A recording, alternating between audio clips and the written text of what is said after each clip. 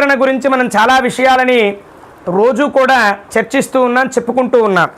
ఈరోజు అర్చనాకాలే రూపగతాః, సంస్తుతికాలే శబ్దగతాః, చింతనాకాలే ప్రాణగతాః, తత్వ విచారే సర్వగతాః అని ఉమాసహస్రలో ఒక విశేషవంతమైనటువంటి శ్లోకార్థాన్ని మనం తెలుసుకుంటున్నాం. ఏమిటి అంటే, శక్తి స్వరూపిణియగు జగన్మాత పూజించేటప్పుడు అమ్మవారి యొక్క హస్తాలని, అమ్మవారి యొక్క ముఖాన్ని, అమ్మవారి యొక్క ఆభరణాలని, అమ్మవారు ధరించినటువంటి కమల పుష్పములను, అమ్మవారికి అర్చించబడినటువంటి రజత కమలార్చనములను దర్శించాలట అర్చించేటటువంటి సమయంలో.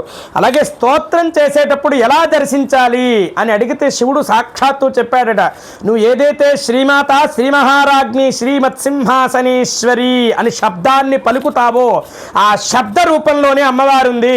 ప్రత్యేకించి ఆకారం అక్కర్లేదు. అర్చనాకాలే రూపగతాః, అర్చన చేసేటప్పుడు మాత్రమే రూపాన్ని చూడాలి. అలాగే సంస్తుతికాలే సర్వగతాః, అమ్మవారిని స్తుతించేటప్పుడు మీరు స్తుతించేటటువంటి యొక్క స్తుతి స్తోత్రం శ్లోకం ఏదైతే ఉంటుందో దాని యొక్క రూపంలోనే అమ్మవారు శబ్దధ్వనిగా ఉంది అని ఈ శ్లోకానికి స్పష్టంగా అర్థం తెలుస్తుంది. సరే స్వామి, చింతనాకాలే ప్రాణగతాః, ఏదైనా చింతలు వస్తాయి కదా మనకి. అమ్మవారిని విశేషంగా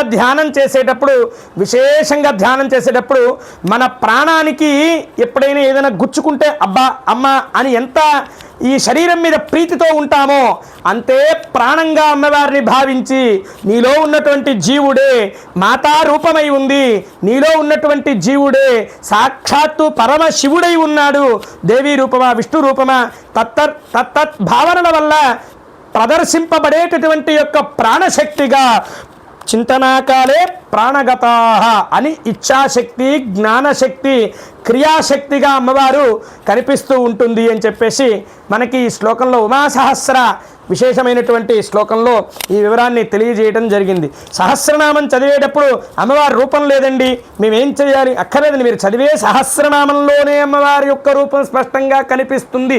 ఎలా అంటే శబ్దము రూపంలో శ్రీమాత శ్రీమాత శ్రీ మహారాజ్ఞి శ్రీ మహారాజ్ఞి శ్రీమత్